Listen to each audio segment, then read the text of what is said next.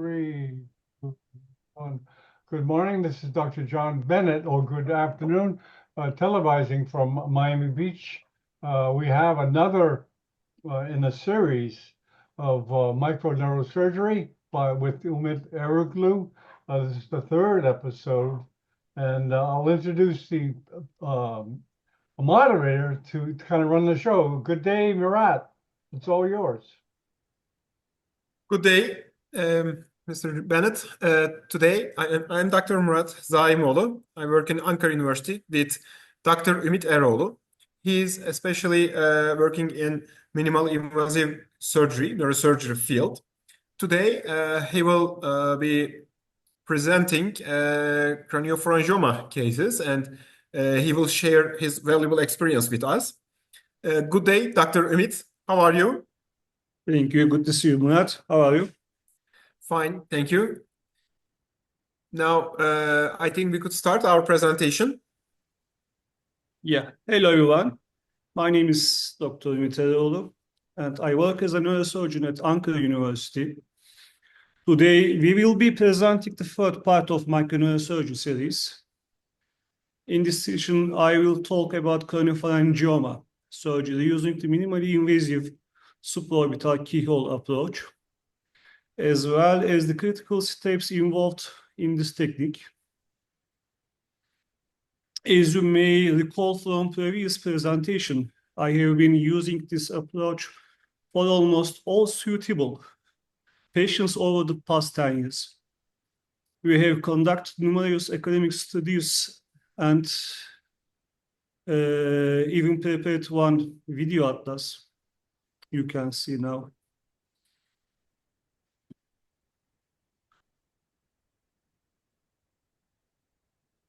I will show you some preparation video.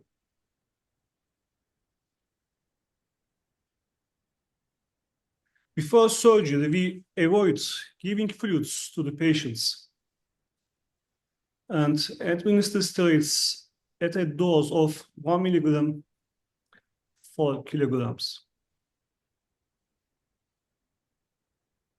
During the surgery, anesthesia ensures restricted fluid administration too. I always perform a lumbar puncture before surgery, except for cases like hypertensive lobar hematomas and interaxial axial tumors.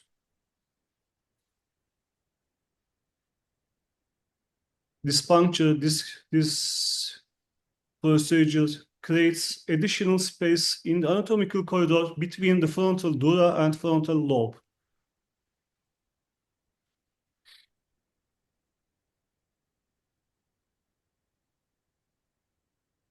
In this approach, there is no need to shave the eyebrows. We position the head in extension, hyperextension, and a 50-degree rotation towards the contralateral side is sufficient.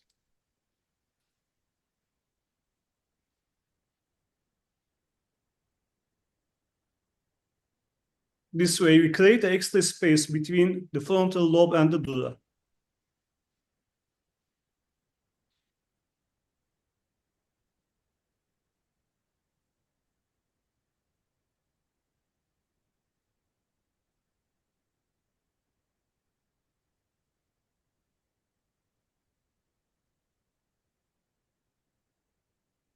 There is no need to shave eyebrows. You can see now.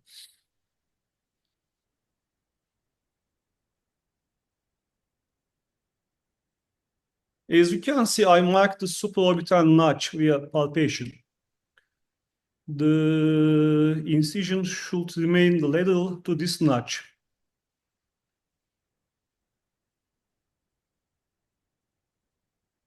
I marked midline, and then I marked the superorbital notch via palpation.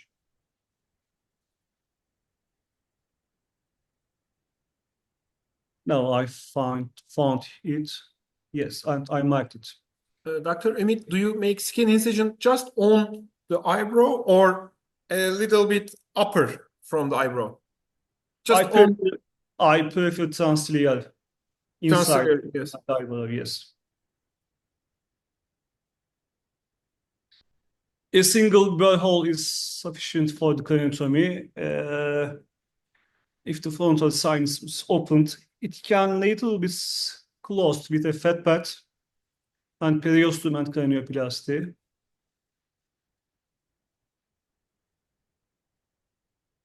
I think this patient has a carotis aneurysm, so we also prepare the cervical carotis artery for proximal control.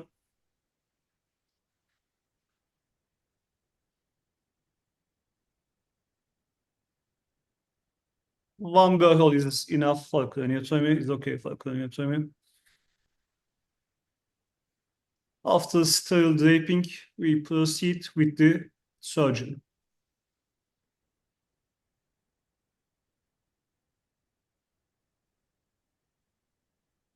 As shown here, I drill the inner surface of the frontal bone and orbital roof using a diamond drill tip. The door is opened in a C shape, and I cover the exposed brain surface with a surgicel. This patient is a young woman presenting with bitemporal hemianopsia. Cranial imaging revealed a large cyst and a small nodule. The initial goal is always to identify optic nerve and carotid artery to ensure safe surgery. CSF drainage provides a wide exposure. A cyst has elevated both optic nerves. We drain the cyst and carefully dissect its walls from the carotid artery and interchiasmatic area. However, the nodule is located posteriorly, so I will open the lamina terminalis to reach it. I think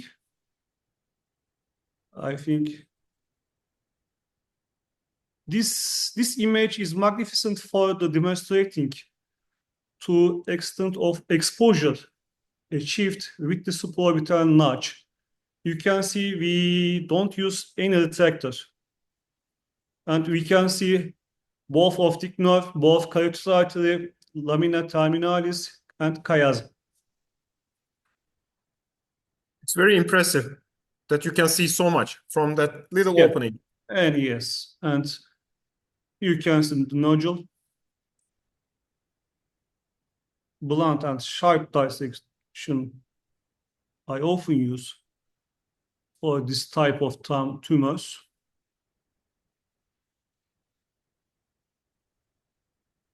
Yes, after opening the lamina terminalis, we reach the nodule and perform total excision. Dr. Umit, I think opening lamina terminalis also helps with hydrocephalus after surgery. You're right. Yes. And classical surgical closure. This patient was unfortunately monitored followed for a long time at an external center of glaucoma. However, due to total blindness is one eye and temporal hemianopsia is the other eye. Cranial imaging was performed and revealing a cystic mass fit in the cella. Gamma knife treatment was applied at the external center, unfortunately. But when the patient came to us, he had 3 months of total amaurosis. You know, for craniophryngiomas, the primary goal is surgery should be total excision. Achieving total excision in the first surgery is important for this disease. Here you can see both optic nerve and both carotid arteries. The interchiasmatic area, I think, relatively the safest surgical field in this procedure.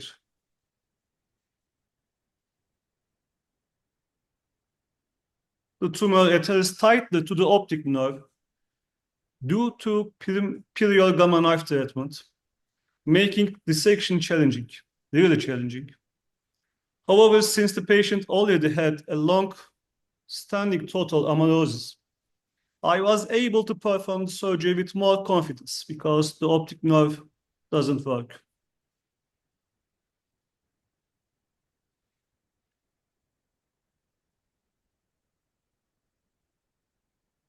The tumor is carefully excised piece by piece. You can see. Gamma knife making this section is challenging, very challenging. You can see we don't use any retractor. We can see optic nerve, carotid artery, and tumor is carefully excised piece by piece. After hemostasis, we perform the standard surgical closure. But I usually use endoscope. Use endoscope. This is the postoperative MRI and shows total excision.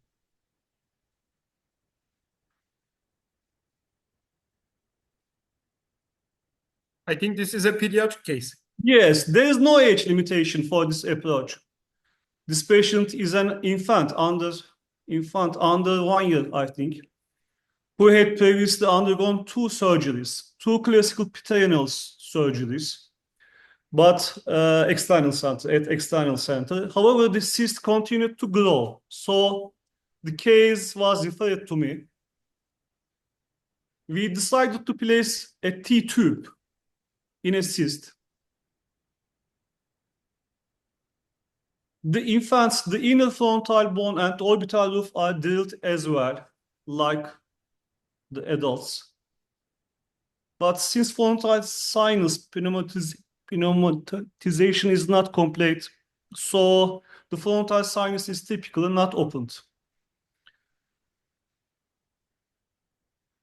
I aim to identify optic nerve and carotid artery. The cyst has elevated the optic nerve, you can see. With the perineal surgeries, the cyst wall is thickened and challenging to dissect.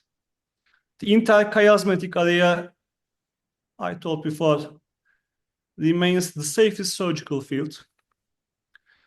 To place the T-tube, it's important to ensure the opening in the cyst wall is not too large.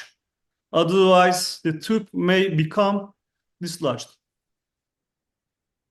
After securing a small opening, we place the T-tube in place, and we perform always a Valsalva maneuver to confirm its functionality.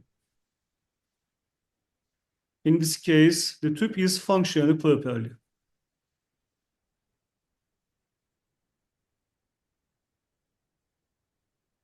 Postoperative CT image, we can see T-tube in the cyst.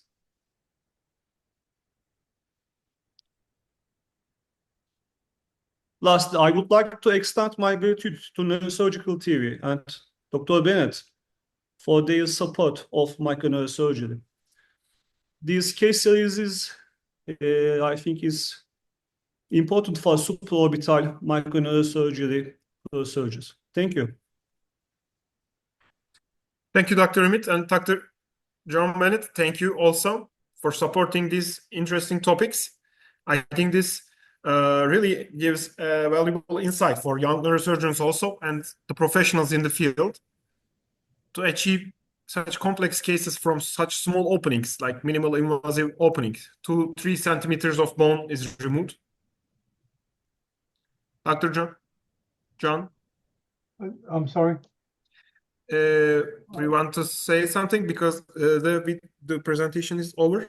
Well, you know, I'm not a neurosurgeon. A lot of things I don't understand, but it looks like exquisite neurosurgery to me.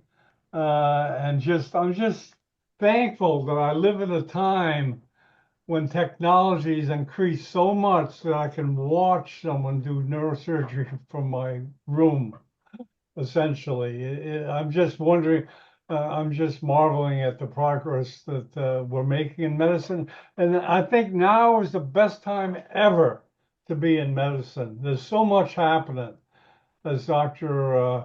Umit was saying, with robotics, and you know, he's embracing technology, the advantages that can come to medicine because of it. And we're just beginning. Believe me, we're just beginning.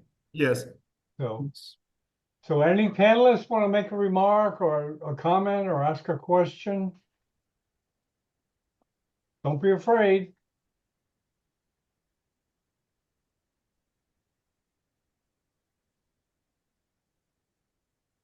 Well, perhaps a little shy. Maybe yes. That's okay. Okay, very, very good. Okay, we look forward to number 4. We don't have to make this a long presentation. That's fine. Just as long as we finish the series, which we'll do. Okay, very good. Yeah. So Doc, thank you very much, and we'll see you all next week. Thank Goodbye. you. Thank you. Bye-bye.